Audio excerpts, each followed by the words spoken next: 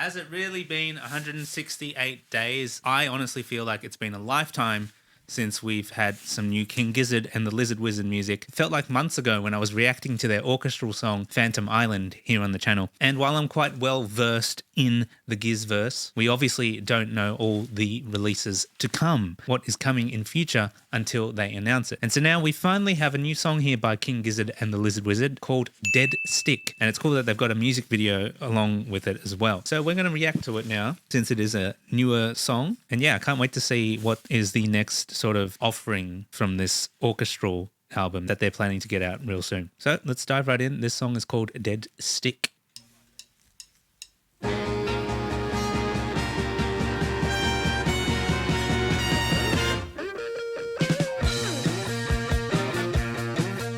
Nice. Isn't that the AC/DC thing? That's a vibe.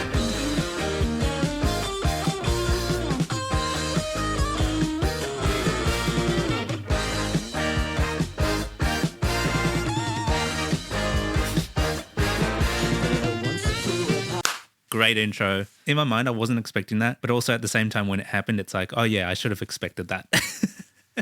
It's definitely got the sound of Flight B741. I do believe this album is going to be like a continuation of that album, however, with an added orchestra. And it's definitely got that B741 sound. But at the same time, there's something different about it. And in a way, it's interesting because the song is called Deadstick. There's a little bit of a negative connotation in the name, but the song itself feels so vibrant and happy. And it's really interesting seeing these brass instruments that they're using in the song as well, which is typically not what you would expect from King Gizzard and the Lizard Wizard. I mean, it was very interesting hearing Phantom Island earlier, and that was definitely a different direction for King Gizzard and the Lizard Wizard. And it's actually one of the songs that has stayed in my top 10 for a very long time. Pretty much ever since it came out, Phantom Island is still in the top 10 till this day. I've only just listened to the intro of Deadstick now, but it might be my new favorite and might take the spot of Phantom Island in the top 10. Anyways, I'm really loving how the song has started off so far. King Gizzard just have this hype energy about them, especially with these more recent songs. And yeah, I'm loving it.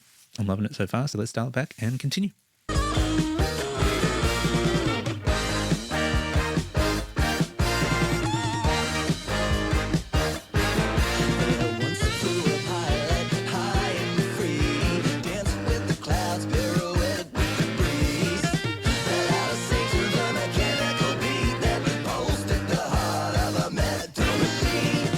Yo,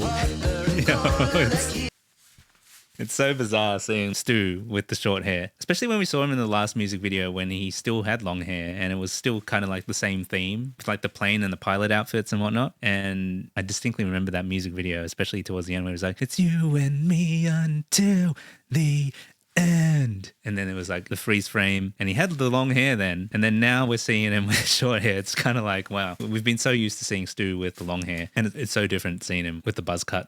I guess another thing that I kind of wanted to point out was the scenery that they're sort of filming this video at and the style of cinematography as well kind of reminds me of their video for Gamma Knife. So that's an interesting callback. I mean, I'm thinking about that now and it's almost been 10 years since that record. And Nonagon Infinity felt like it just came out not that long ago. It's still pretty fresh and I can't believe it's almost been 10 years since its release. It's bizarre. It's like a full circle moment. Anyways, back to the reaction.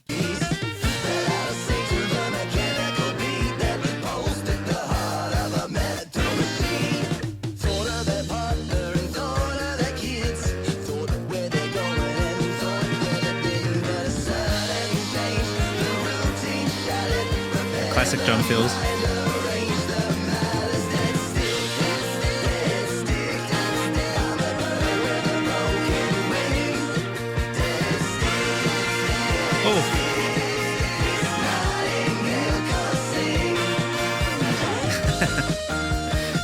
Are they dressed up as lads? Oh. I don't know what to say, guys. This is such a feel-good song. I love it. I'm totally vibing with it right now. And who knows, the lyrics are probably depressing or something, but it's so cleverly contrasted with the happy vibes. I'm really loving all the classic Giz tropes. We've got a lot of those hi-hat choking on the drums and those classic fills by Cavs as usual. The added brass and the orchestra really elevate this sound so much more than their previous record. And I'm just really wondering how the rest of the record sounds. Like, this is definitely one of their better sound explorations, I think. And another thing I just wanted to really quickly mention that I liked about about the whole announcement of the new record is the album art itself looks fantastic. It's one of the better album covers I've seen from them. And as a graphic designer, I just wanted to point that out there. You look at the cover and there's just so much going on. It's a treat for the eyes. And look, guys, if you have not heard of King Gizzard and the Lizard Wizard until now, I suggest you do a little bit of research. You're going to be in for a wild ride. They're an Australian band that pushes the boundaries of genres, yet somehow manage to stay very cohesive, even though they experiment with a lot of different sounds. Anyways, back to the reaction.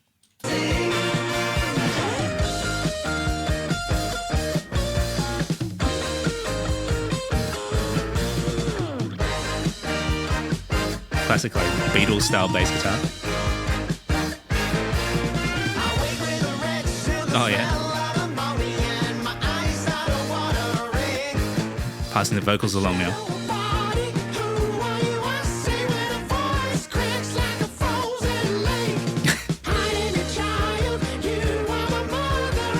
Tambourine.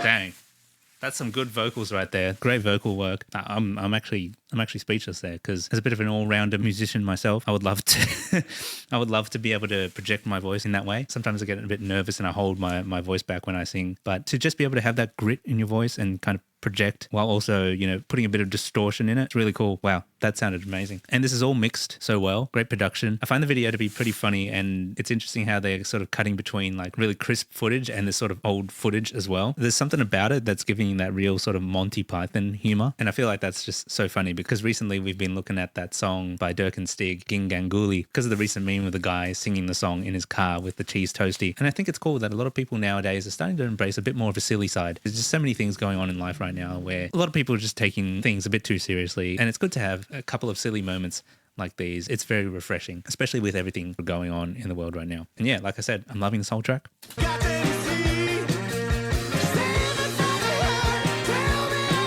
If you listen carefully, there's like a the camera's shaking. Yeah, but if you listen carefully, there's like a piano in there. Let me just dial that back real quick. It's just like this really high octave.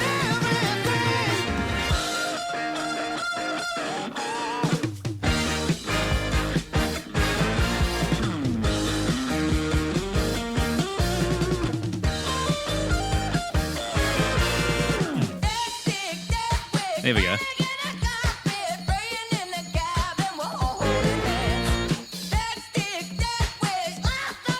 The claps.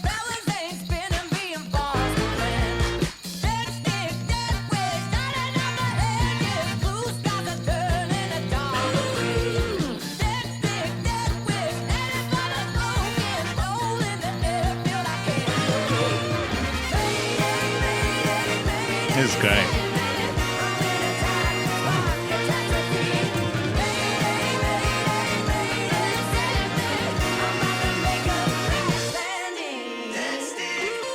Yeah, look, like I said, this reminds me of People Vultures and Gamma Knife, like the whole scenery. It's so funny seeing everyone dancing. It's so funny even seeing some callbacks, like an outfit-wise, to previous music videos. That's what I'm getting from this, Like, we're seeing some callbacks to previous music videos. Maybe that's what the whole thing about Phantom Island is. It's like they've crash landed on this island, and on the island is like these phantoms or like memories of the past. Maybe that's what it is. Have I cracked some kind of code? We've got about 30 more seconds of the song to go. I'm really interested to see how they wrap this song up, but this is definitely going in my top 10. I love it. I love those little motifs they had just in that last section of the song when Ambrose was singing, and then the orchestra would have like the call and response where it was like, da-da-da. Yeah, I don't know. For me, those little like bits of musical seasoning always excite me when listening to really thought out songs like this. And with that in mind, you can't compare any of the top 10 songs in the world right now with something like this. This is just next level. Like the top 10 music right now really just seems to be more about how many listens you can get, or like what's the newest, freshest beat with like some random like vulgar message on top. Whereas this is just like well thought out music, a fun video, musicians that just know what they're doing. I love that. We need more of this stuff in the top 10, but unfortunately people just don't know how to appreciate it. So I hope channels like mine can help you guys appreciate more music like this. Fingers crossed. Anyways, let's wrap up reacting to this one.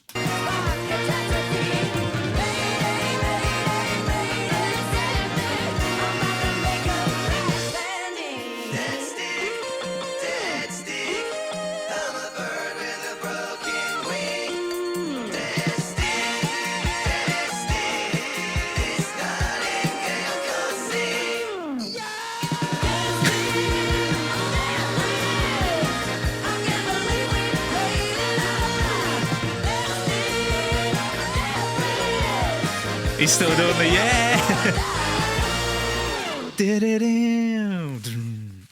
I love that. That's one of the best King Gizzard songs I've heard. It's going straight into my top 10. Glad I reacted to it right now. And yeah, hope you enjoyed this video, of course. Did they say woo in this one? Usually they throw in a woo. I don't think I heard a woo in this one, but there was a yeah.